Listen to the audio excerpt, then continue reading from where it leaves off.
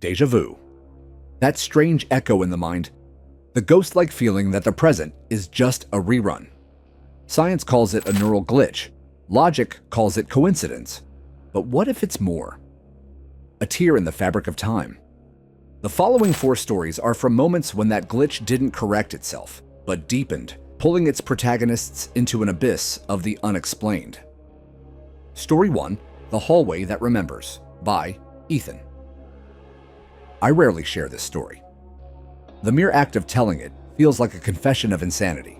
But what I experienced in 2017 forced me to question not just my mind, but the very structure of reality. I was living in an old apartment complex in New Jersey, a 3-story brick building that seemed frozen in the 80s.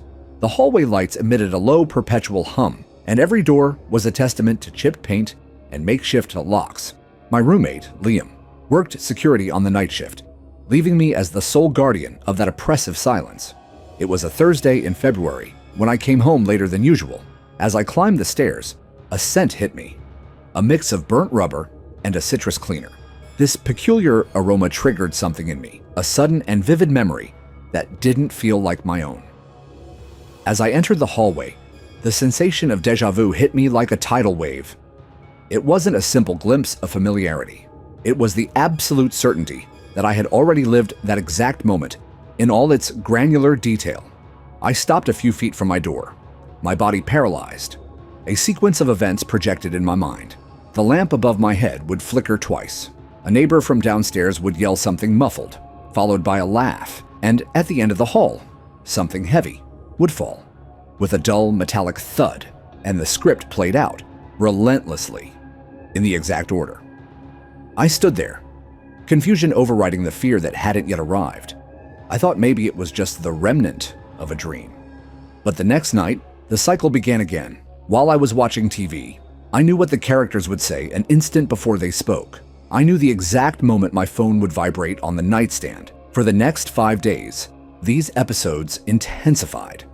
I started writing down my predictions in a notebook, a desperate test of my own sanity. And I was never wrong. They weren't memories of the past, but echoes of an imminent future. That's when the dream started. The same scene every night. Me, lying in bed, the door opens. Liam enters, pale, covered in sweat, and says in a hollow voice, like a recording, "There's someone in the building." I would ask, "Who?" Swinging his arms, and he would just stare at me in silence. The dream repeated, night after night. On the final night, it wasn't a dream. At 3:12 a.m., reality mimicked the nightmare. The door to my room opened, and Liam's words echoed in the room. I followed him with a bat in hand. He pointed to the stairs. The hallway was empty, but the air felt dense, and the shadows seemed fixed, unnatural. We called the police, who found nothing. When I told Liam about my dreams, his face lost its color. "I've been having the same dreams," he whispered. The déjà vu ceased that night, but sometimes I feel a glimmer of that sensation. A scent, a sound, and I wonder if I'm about to remember something again. Because if that door opens and I hear those words, I don't know if I'll have the courage to follow this time. I began to question the nature of memory. Could our brain, at times, access other timelines, stacked like layers of old wallpaper, with the images from below leaking to the surface? Sometimes, I think that hallway was a fissure, a weak point between 2 versions of reality. I moved out 6 months later. Sometimes I drive by there and feel a pull, as if a decision I avoided is still waiting for me in the dark. Story 2, The House in Memory, by Owen. My name is Owen. This happened 3 years ago. I was 17, and my brother Caleb was 19. Our town was a dot on the map. There were legends about an abandoned house, lost at the end of a trail. One weekend in October, we decided to find it. The day was cool, the sky overcast. We set out at 3 in the afternoon, aware that time was short. The hike began normally, but soon an impossible nostalgia took hold of me. I knew the path. I remembered a fallen tree, a broken fence post, memories of a journey I had never taken. In my mind, a clear image formed. A 2-story farmhouse, its green paint cracked like old skin, the porch decaying, a shattered window on the top floor, and then we saw it.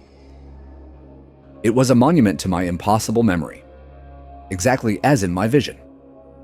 Caleb walked towards it, but I hesitated. I asked if he recognized it. He laughed, confused. No. I explained the feeling of déjà vu, but curiosity won. The door groaned open, revealing an interior where silence was a physical presence. Broken furniture, peeling wallpaper. As we explored, the feeling of being watched was palpable. That's when the words escaped me. I remember a woman upstairs. Caleb stopped, thinking it was a joke to scare him. I'm not kidding, I said. I feel like she's here. At that instant, a soft creak came from upstairs. A footstep. We stood motionless. Caleb, braver, decided to go up. Each step was a lament. I followed, but stopped at the top of the stairs. He went to the last room on the right, the door ajar. He pushed it. I didn't see what he saw, but I saw his face. He froze, and a scream of terror tore through the silence. "Run!" he yelled. We ran as if our lives depended on it. We only stopped when we were out of breath. "What did you see?" I asked, panting.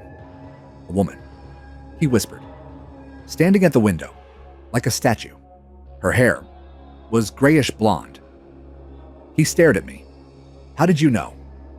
To this day, he swears he saw that woman, and I believe him.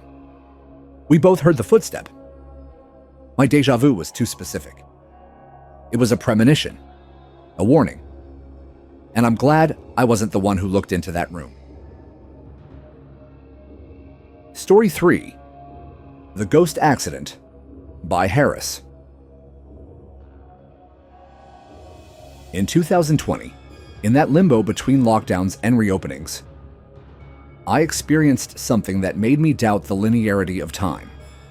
It was 1:30 a.m., and I was driving home.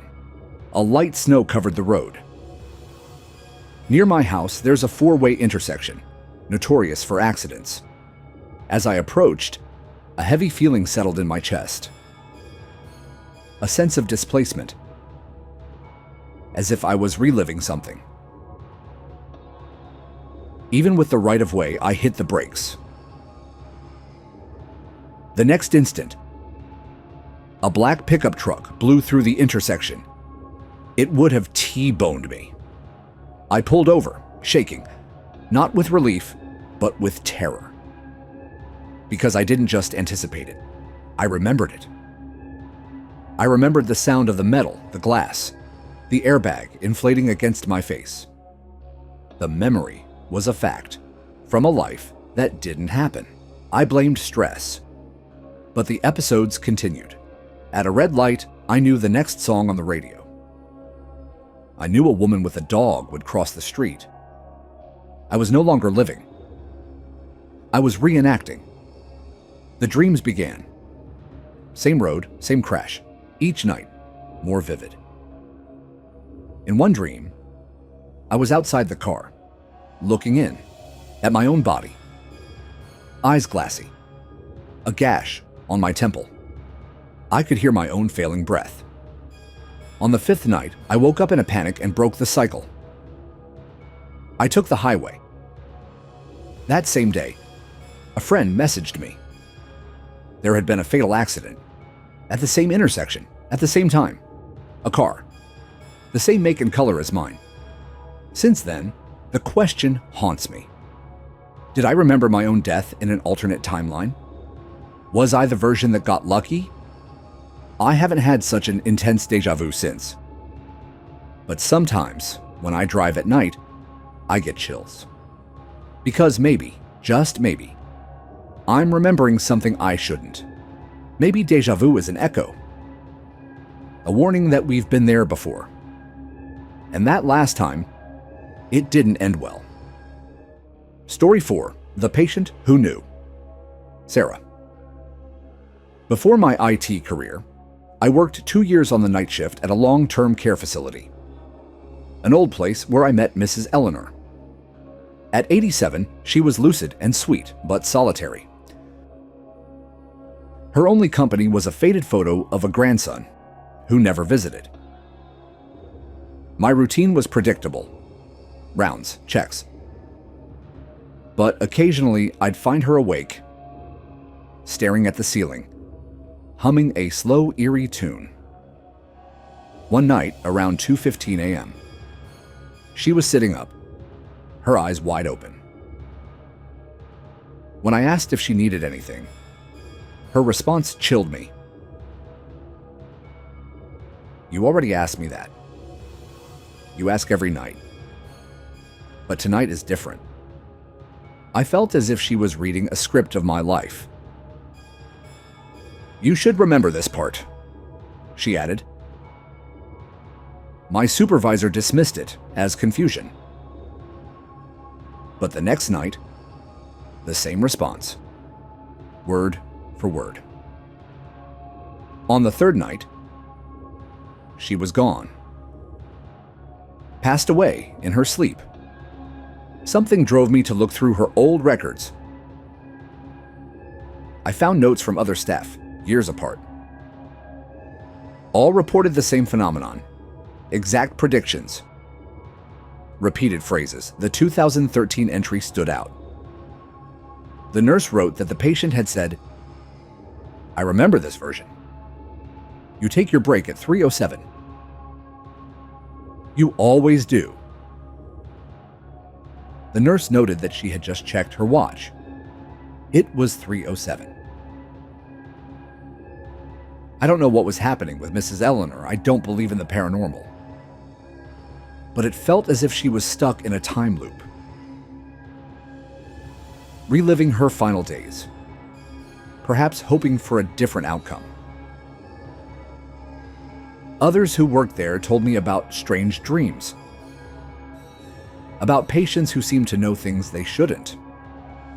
One said a patient warned her she'd be fired, and a week later, she was laid off.